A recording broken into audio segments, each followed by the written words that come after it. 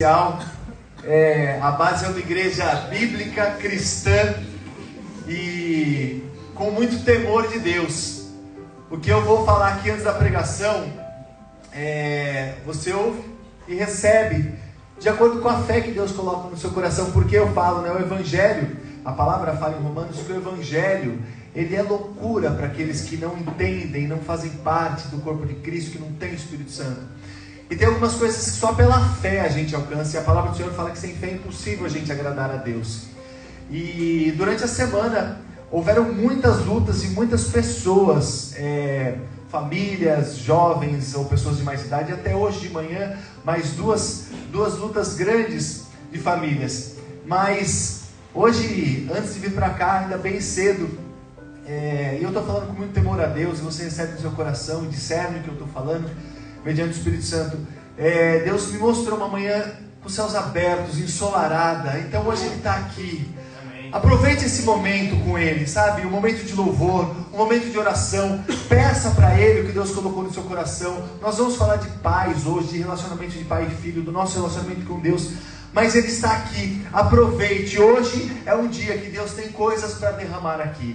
Eu tenho convicção disso, eu tenho certeza disso. E eu estou aproveitando esse momento para colocar para Deus os desejos do meu coração. E acima de tudo, que essa igreja seja uma igreja que tema ao Senhor e fale a palavra do Senhor. Amém? Parabéns para todos os pais que estão aqui, todos bem-vindos, Hoje é o dia dos pais.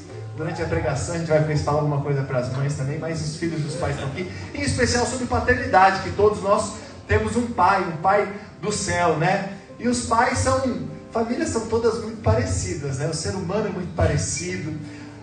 Nós para Deus não somos únicos, mas as famílias são muito parecidas. Os pais, são muito parecidos. Por exemplo, todo pai é bom para contar piada,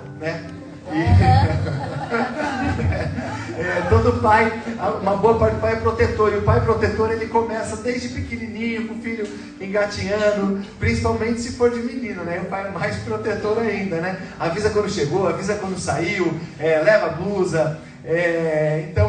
As formas como os pais disciplinam, às vezes um pouco mais bruto, um pouco mais tranquilo, desliga a luz, Não sei se fala mais hoje em dia. Você acha que eu sou sócio da Light? Fala isso ainda hoje em dia, Antigamente falava. Enfim, e assim por diante, Mas o que é bom de nós que somos seres humanos é que nós somos pais imperfeitos. Nós somos pais imperfeitíssimos. E também nós somos filhos imperfeitos, imperfeitíssimos. Então é nesse relacionamento de imperfeição humana que Deus age, que Deus cuida, que Deus ministra, que Deus faz milagres. E é assim com a igreja de Jesus. Mas nós temos um Pai perfeito. Nós temos uma paternidade de Deus. Nós temos um Pai que está aqui hoje e está à nossa disposição no nosso dia a dia. Esse sim, Deus, o nosso Pai que nos ouve, o nosso Pai que quer nosso bem, o nosso Pai que nos cuida e também nos disciplina. Mas esse sim é um Pai perfeito. Então hoje nós vamos falar sobre paternidade, sobre esse Pai perfeito. Nós vamos começar falando das promessas de Deus, mas entendendo nós como pais, quem for pai, nós como filhos, como é que é essa humanidade, o que nós devemos fazer como filho ou como pai, mas também entender que ainda que humanamente nós tenhamos dificuldades nesse relacionamento e que tenhamos que melhorar, e nos aproximar e aperfeiçoar, e Deus está disponível para isso. Nós temos um Pai, que ainda que nosso Pai não esteja presente, ainda que nosso Pai esteja distante, nós temos um Pai do céu, que ainda que a gente não entenda essa relação de paternidade humana, nós temos um Pai do céu que nos cuida e nos ama. E nós vamos ver isso também, como é que isso como que isso funciona, como eu posso receber isso, Então, eu quero começar lendo com você para falar sobre esse tema paternidade. Gênesis capítulo 21, de 1 a 8, é o nascimento de Isaac. Gênesis capítulo 21, versículo de 1 até o 8.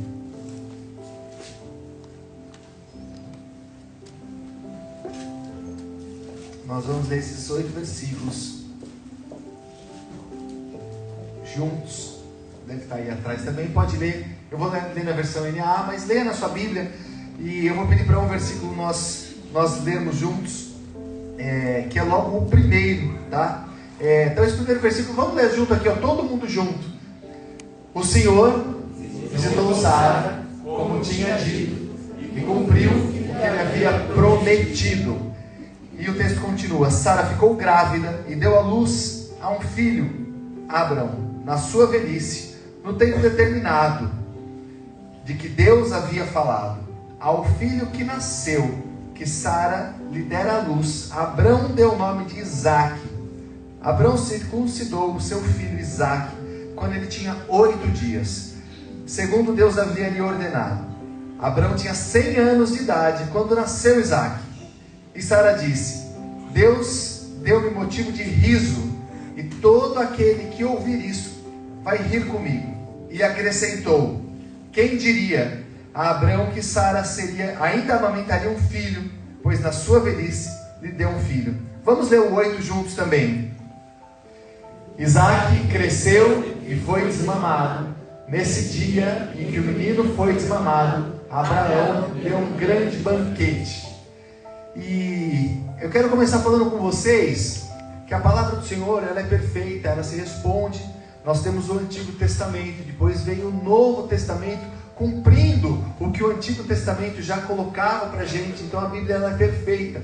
Mas nós temos uma luta que a própria Bíblia coloca e nos demonstra, que é uma luta da sociedade, uma luta humana, querendo distorcer aquelas promessas, aquelas palavras de conforto, de bênçãos, que Deus falou para a gente através da palavra dele. Então nós temos, se por um lado, uma Bíblia perfeita que se responde, que nos oferece todo o caminho de uma vida de paz, e nós vamos entender isso, de relacionamento positivo, de paternidade. Por outro lado, nós temos uma sociedade que vai tentar nos moldar de uma forma diferente e distorcer aquilo que a Bíblia falou. Então, por exemplo, em Gênesis 1:28, a palavra do Senhor fala assim, é Deus falando com Adão.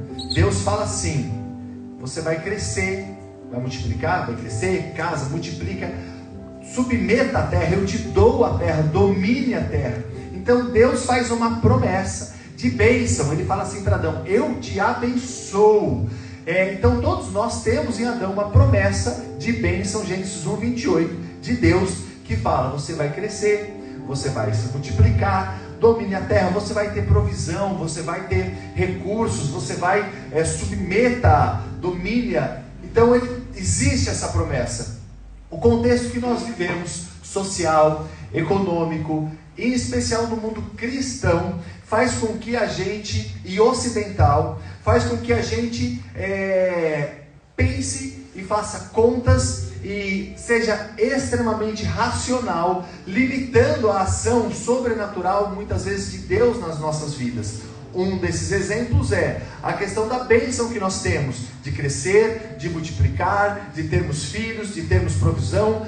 Eu não estou dizendo que nós não temos que raciocinar, e como a própria palavra fala, vai fazer uma construção, calcule, você vai conseguir terminar, porque senão você vai passar vergonha. Mas Deus, por outro lado, promete uma bênção na multiplicação. Então, eu incentivo aqui, você, cristão, jovem, que vai se casar, tenha filhos. Filhos são bênção. Nós preocupamos, é difícil criar filhos, a segurança, como é que vai ser, a parte econômica, como vai ser. E se a gente vai fazer conta e vai enveredar pelo que a sociedade, pelo que a gente ouve, a gente talvez nem case, nem tenha filhos. São tantas inseguranças, tantas incertezas, mas Deus veio nos dar a segurança, e pela fé a gente crê, e pela fé a gente vê famílias extremamente abençoadas de acordo com o poder de Deus. Então, alguns tipos de promessa na Bíblia que a gente pode tomar bênção, e elas estão à disposição da gente, e tem a ver com esse texto, porque esse texto começa de uma promessa que nós vamos entender.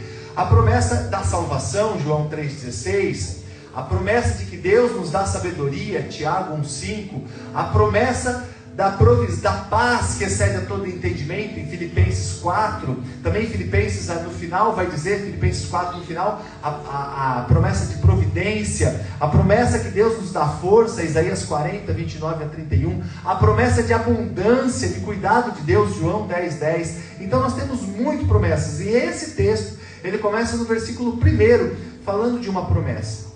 Ele vai falar ali que Deus visitou Sara, falou que ele tinha cumprido, aquilo que ele falou ele cumpriu, ele resolveu, ele realizou. Então as promessas dele são cumpridas, né? E aí ele vai vir falar para Sara e cumpre aquela promessa. Qual era a promessa que ele estava cumprindo?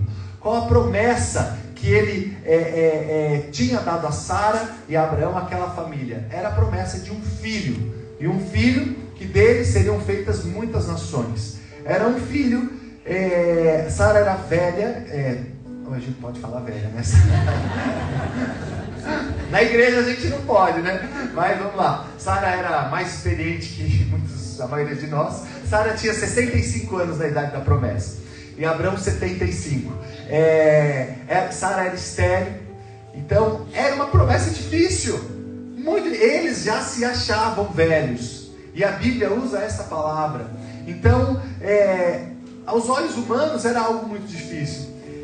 E a primeira atenção que a gente tem que ter é que Deus, quando Ele fala, em Números coloca, Deus não é homem para mentir, nem filho do homem para voltar atrás. O que Ele fala, Ele cumpre. Então assim, Deus ele está presente, Deus ele cuida, e se existe uma promessa, Ele vai cumprir. A dificuldade, ela vem porque nós apequenamos, nós tornamos pequeno um Deus que criou tudo, que criou o céu, criou a terra, nos conhece, é onipresente, onipotente, onisciente. Então esse Deus, a gente tem que agigantar Ele. A gente, em vez de apequenar Deus, a gente tem que agigantar Ele nas nossas vidas. E quando problemas pequenos, médios, grandes vierem, a gente mostra esse Deus grande que nós temos. Então para Deus a promessa foi cumprida. E aí no versículo 2 a gente vai ver, rapidamente falando, 3 características. Em cada versículo a gente vai ver algumas características, 3 características da promessa de Deus. O versículo 2 vai falar que no tempo determinado, ou seja, existe um tempo determinado para o cumprimento das promessas de Deus. Seja uma promessa pessoal que Deus usou alguém para te fazer, uma promessa específica, ou seja, uma promessa de Bíblia, que a gente lê, como eu citei algumas aqui. Existe um tempo determinado. Então, para as promessas de Deus, a gente não fala se, a gente fala quando. A promessa de Deus na nossa vida, ela vai acontecer. Então é quando ela vai acontecer. A promessa, ela sempre é realizada. Houve a promessa de Abraão para Abraão e Sara, houve o nascimento. A promessa, ela é realizada, e em especial, ela não tarda. Então no versículo 2 a gente vê que tem um tempo determinado, que a promessa é realizada. E quando a gente pega o versículo 2 e o versículo 5, que fala que Abraão tinha 100 anos, apesar de ter demorado da promessa 75 anos, ao cumprimento da promessa 100 anos, 25 anos de espera. E eu creio que em nome de Jesus as nossas promessas não vão demorar tanto. Amém, né? Ainda que demorem, a promessa vem com tempo da gente desfrutar, da gente aproveitar, da gente saborear, da gente viver a experiência daquela promessa. Por quê? Apesar deles terem esses 25 anos de espera e já serem velhos, Abraão morreu com 175 anos. Então ele teve 75 anos de desfrutar da promessa dele, dessa promessa que nós estamos falando. Sara morreu com 127, então foram 30 e poucos anos que ela desfrutou dessa promessa. Então a promessa, ela tem um tempo determinado, ela é realizada, e ela vem de forma com que a gente vá desfrutar dela.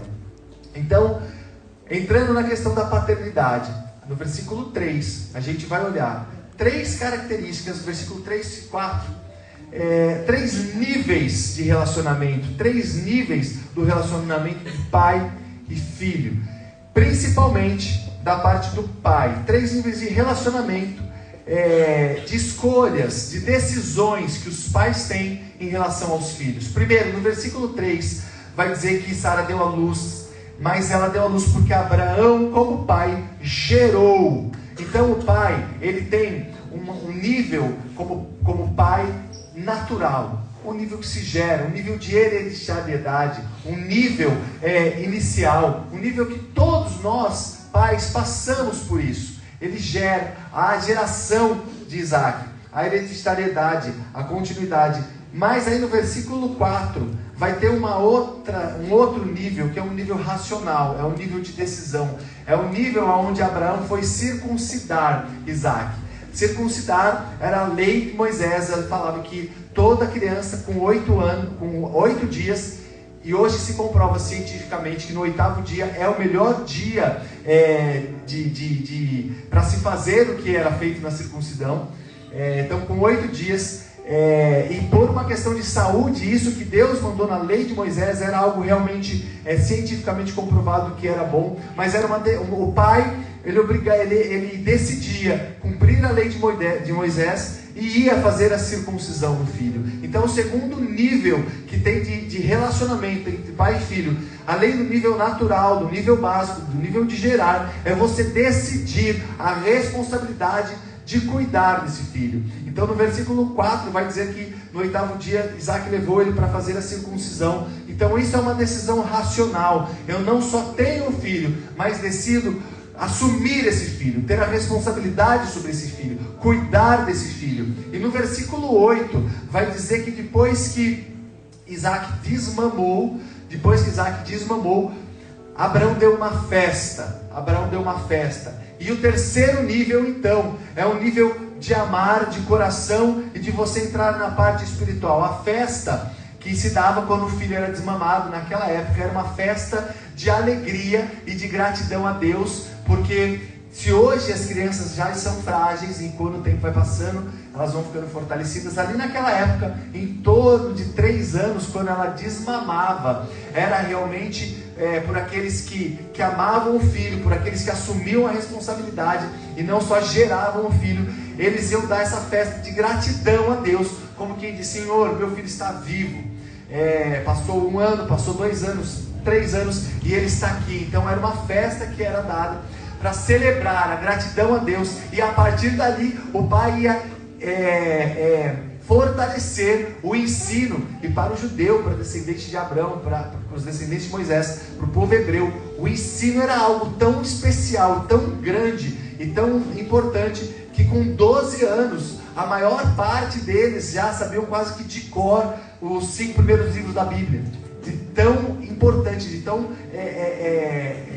valioso que era. Então o terceiro nível do pai, é você assumir essa responsabilidade de amar o filho, essa responsabilidade emocional, essa responsabilidade espiritual. Então o pai tem 3 níveis de relacionamento, que são decisões. E hoje a gente, como pai, olha o nosso filho, aonde eu parei, aonde eu posso melhorar, aonde eu tenho que continuar, aonde eu tenho que agradecer a Deus porque eu estou acertando.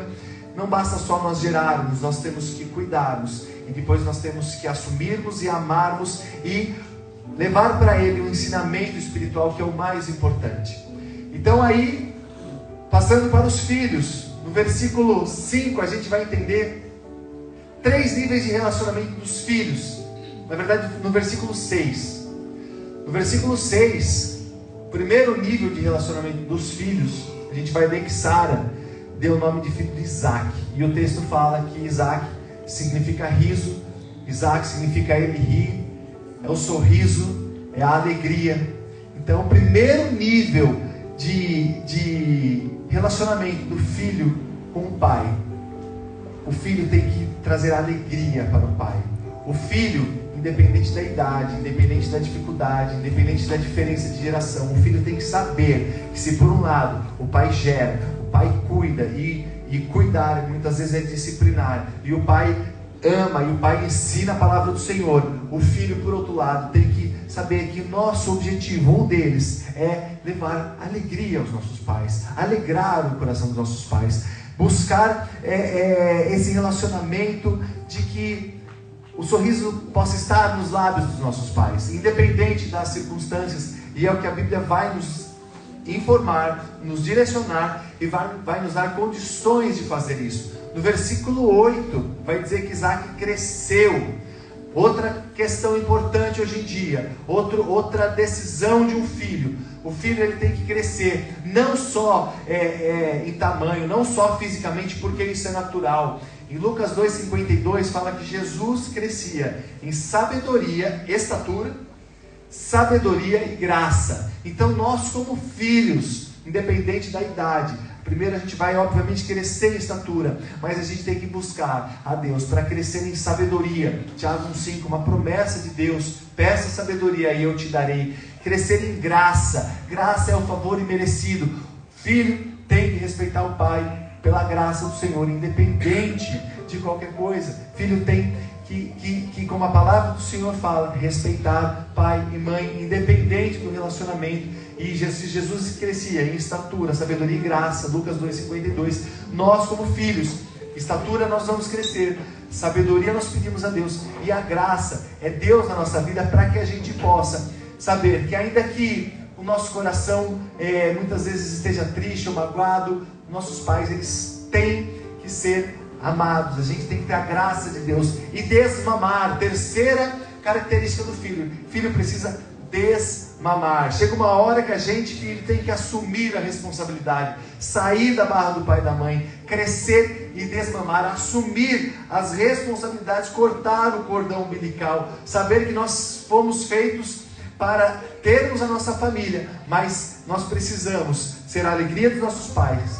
crescermos e desmamarmos em todas as idades, começarmos a crescer e desamar, assumir responsabilidades, chegar mais perto de Deus e buscar crescer e desmamar. Nós precisamos disso. E aí, no versículo 7, falando rapidinho das mães, vai falar que Sara amamentava. E o amamentar, cientificamente, ele tem a ver com a proximidade psicológica, com não só os benefícios físicos de fortalecimento da criança, mas também a parte psicológica. E a mãe é alguém que realmente tem uma característica diferente do pai, né? Abraão não poderia amamentar, era só Sara que poderia amamentar. Mas também a mãe, hoje em dia, e naquela distorção, sociedade, Bíblia, nós temos que entender que há época para a mãe amamentar e a época que a mãe tem que desmamar. A mãe tem que deixar o filho ir. Então isso é muito importante a gente entender e a gente racionalizar e ter a intenção como filho de ter essas características, de trazer o sorriso nos lábios dos pais, de buscar crescer em estatura, em graça, em sabedoria, e também de desmamar, de arrumar um emprego, de arrumar em casa, de trabalhar em casa, de fazer uma faculdade, de crescer, e Deus vai dar estratégia e condições para isso. Depois, entender um pouco do relacionamento da paternidade, aí sim de Deus, da paternidade, de Deus como pai. O que a gente pode esperar de Deus como pai? Eu vou pegar os mesmos versículos que nós pegamos para o pai terreno, né? Versículo 3, onde o pai gera, Deus nos gerou, Deus nos fez a imagem e semelhança dele, Deus nos fez o homem a imagem e semelhança, Deus nos fez para que a gente andasse com ele. Adão, antes da queda, andava com Deus, era próximo de Deus, era amigo de Deus. Então Deus nos fez a imagem e semelhança, porque é esse o relacionamento que ele quer. Ele nos gerou. Então Deus não só nos gerou, como depois no versículo 4, o pai assumiu a responsabilidade. Deus, mesmo nós, depois do pecado de Adão, depois da queda de Adão, Deus continuou cuidando, assumiu a responsabilidade da criação daquilo que ele havia gerado. E ainda que houve a queda de Adão, a queda da humanidade através de Adão, Deus deu condições para Adão ali, quando Adão estava nu e se envergonhou com Eva, Deus providenciou roupa, Deus cuidou, e Deus trouxe um plano, ainda que diante de toda essa situação, um plano de salvação e um plano de recuperação, de cuidado com Adão e com a humanidade, o que já era previsto desde a eternidade. E aí Deus não só nos criou, nos gerou, não só assumiu a responsabilidade da salvação, de cuidar, assim como, da mesma forma, como Pai, Deus nos amou. João 3,16 fala que Deus nos amou de tal maneira que deu seu Filho unigênito, para todo aquele que nele crê não pereça, mas tenha a vida eterna. Deus nos amou de uma maneira tão grandiosa que ele se fez homem, veio para a terra como Jesus, Filho de Deus, e encarnado, morresse para que Ele pudesse levar os nossos pecados. Então Deus nos amou grandiosamente. Então a paternidade de Deus, a paternidade perfeita de Deus, porque toda vez que nasce um filho, nasce um pai.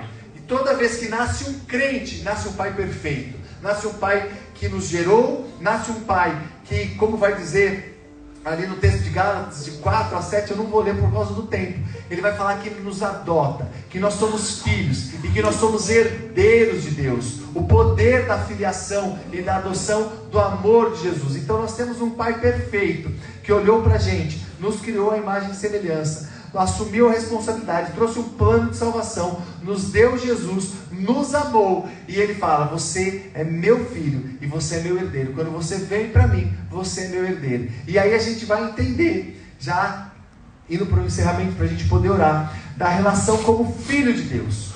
Nós como filhos, todos nós como filho de Deus, o que nós precisamos fazer? O que tem que ter nesse relacionamento meu de filho com Deus? E assim, da mesma forma como filho humano, primeira coisa, nós temos que ser a alegria do Senhor. O texto diz em Neemias que a alegria do Senhor é a nossa força. Então nós temos que viver de uma maneira que a gente agrade a Deus, que a gente tenha relacionamento com Deus, que a gente busque, como filho de Deus, trazer alegrias para o Senhor, respeitar. Daria para a gente falar muito tempo, mas de uma forma bem resumida, que a gente se alegre em alegrar a Deus. A segunda característica também, como a gente viu ali no versículo 8, espiritualmente, junto de Deus, a gente tem que crescer e desmamar. Eu vou ler com você o texto de Hebreus 5, do 11 ao 14, para a gente encerrar e orar. Hebreus 5, do 11 ao 14, para a gente entender essa necessidade espiritual de crescimento e a diferença que ela faz nas nossas vidas. Hebreus 5, de 11 a 14. Acho que talvez já está aqui. Eu vou ler aqui, você pode ler na sua Bíblia, no seu celular ou ali atrás, mas vamos ler juntos. Então, Hebreus 5, de 11 a 14, falando sobre o nosso relacionamento com Deus como filhos e a necessidade da gente crescer e desmamar. A esse respeito, temos muitas coisas a dizer, coisas difíceis de explicar, porque vocês ficaram com preguiça de ouvir. Pois quando já deviam ser mestres, já deviam ter crescido, levando o tempo decorrido, vocês ainda têm necessidade de alguém que lhes ensine quais são os princípios elementares dos oráculos de Deus. Passam a ter necessidade de leite e não de alimento sólido. Ora, todo aquele que alimenta de leite é inexperiente na palavra e da justiça, porque é criança. Mas o alimento sólido é para adultos, para aqueles que têm a prática, que têm suas faculdades exercitadas, para discernir não só o bem, mas também o mal.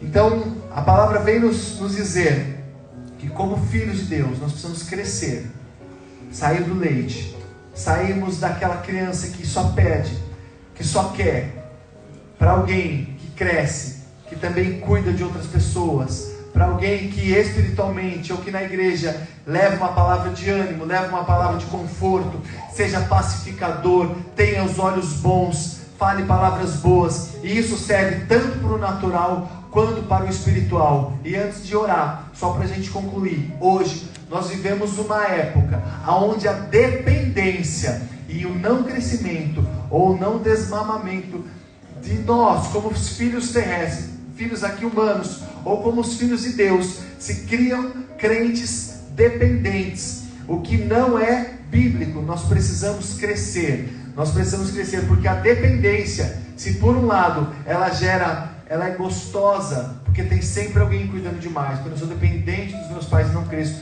eu não tenho responsabilidades. Agora, quando eu cresço, eu tenho responsabilidades. Com Deus é a mesma coisa. Quando eu estou só ali com Deus, Senhor, me dá isso, Senhor, eu quero aquilo, Ele cuida, Ele conhece o nosso coração. Mas quando eu cresço, aí eu vou ser herdeiro, eu atinjo a maioridade, eu vou receber promessas de Deus, que como criança eu não posso receber. É isso que vai falar no texto de Gálatas, de 4, 1 a 7, se você quiser ler. Nós crescemos e nós deixamos de ser escravos ou bebês, mas nós passamos a ser herdeiros de Deus. E isso faz a diferença. Assim como na nossa vida material, quando nós crescemos, nós passamos não só a ficar na fila da eu quero um emprego, eu quero casar, eu quero uma saúde melhor. A gente vai entender que Deus tem um plano, que o plano maior é a eternidade dele, que Deus é um Pai perfeito que nos fez estarmos aqui, mas com uma visão celestial, uma visão de eternidade, para nos levar para um céu,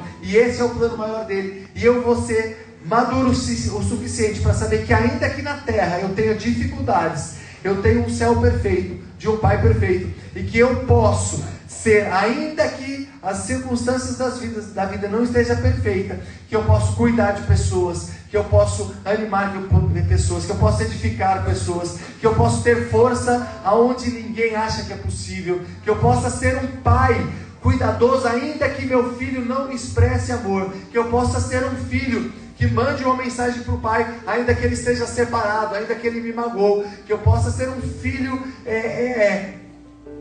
de Deus na vida de um pai que muitas vezes não entendeu o que é o Evangelho, e para que eu possa ser um pai de Deus muitas vezes na vida de um filho que muitas vezes não entendeu ou não está firme no Evangelho. Então hoje de manhã, para encerrar, eu vou orar com você, para que essa família que Deus deu para cada um de nós, porque todos nós temos um pai, somos filhos. Meu pai já é falecido, mas eu fui filho, hoje eu sou pai. Então para que a gente possa ministrar perdão, amor. Então eu vou pedir, quem tiver com os pais aqui, fica de pé todo mundo, por favor. Quem tiver com os pais, vai do lado dos pais. Se o pai não tiver, vai do lado da mãe, de alguém que representa o pai. Ou se você, pode fazer uma bagunça rápida aqui. E se você tiver sem seu pai, tiver com a sua esposa, enfim, chega junto com alguém. Não deixa ninguém sozinho, tá? Se tiver alguém sozinho, vem aqui com a gente, tá bom? Vem aqui com a gente, chega aqui. Vem cá também, vem cá. Não deixa ninguém sozinho, tá bom? Nós vamos orar. Vem cá, vai, pode ir lá. E vamos fazer uma oração para encerrar essa parte do culto. Senhor, Deus, a sua palavra é o sobrenatural nas nossas vidas. Sem ela, nós somos pessoas humanas, sem força, sem sabedoria, e vivendo algo que não nos levará a lugar nenhum.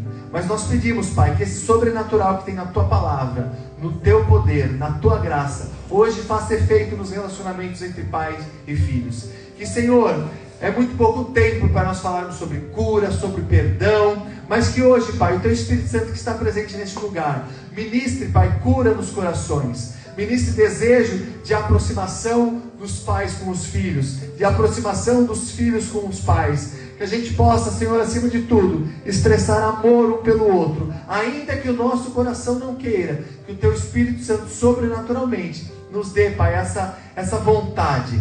Nós repreendemos todo o mal nas famílias, e que hoje, Pai, hoje nós pedimos algo especial nesse relacionamento. Se for bom, que fique melhor. Se não estiver bom, reconstrua.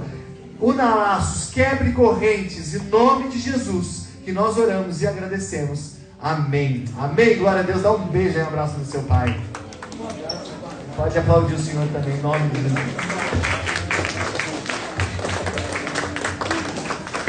Amém.